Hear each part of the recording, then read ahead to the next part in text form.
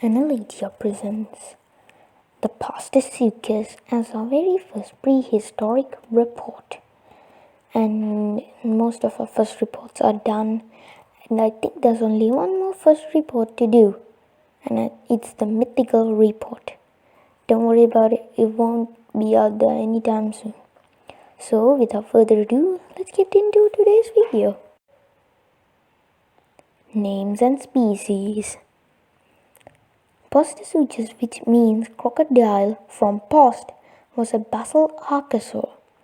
Well, it was not a dinosaur. It has closer relationships to crocodiles, which aren't dinosaurs either. So that's a long story for a different video, and was even at a higher level of the food chain than dinosaurs it lived near and preyed on. So it preyed on most dinosaurs of that time. In its time, it was a top predator. The Roachia group ruled the world before the coming of the dinosaurs. Postosuchus was one of the largest carnivorous reptile species of the Triassic period.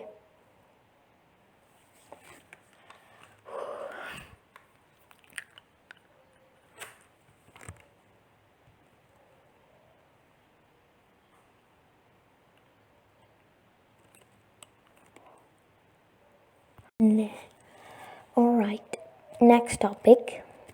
It lived in what is now North America during the middle to the late Triassic. Next topic.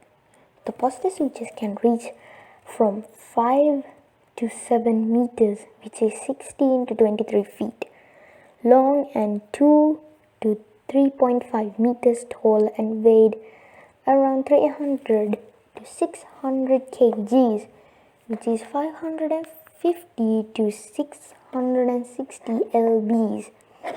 The main diet of Postosuchus consisted of dicynnoids, and other animals smaller than itself.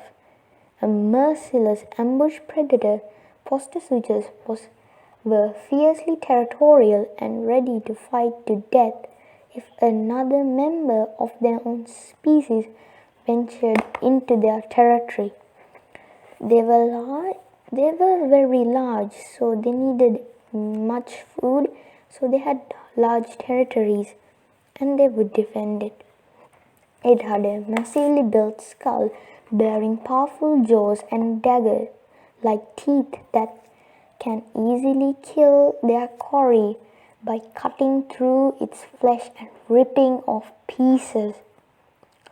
Rows of protective osteoderms covering its back formed a defensive shield, like most modern crocodilians, protecting them from predators and dangerous prey Postosuchus it might go after.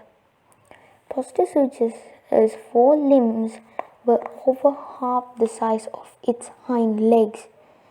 This characteristic of short forelimbs can usually be seen in bipedal reptiles. Chatterjee suggested that Postosuchus could walk in an erect stance. Since the short forelimbs were used probably during slow-moving locomotion.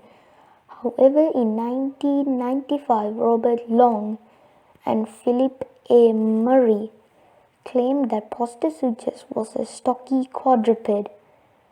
There is a debate over whether Postosuchus was either a biped or a quadruped, as scientists aren't sure yet.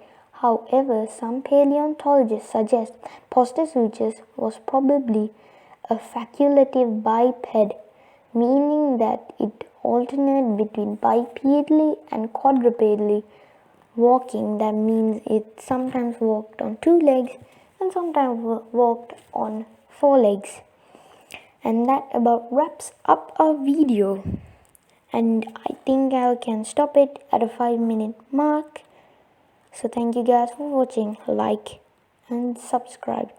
As always, see you guys later in the next report.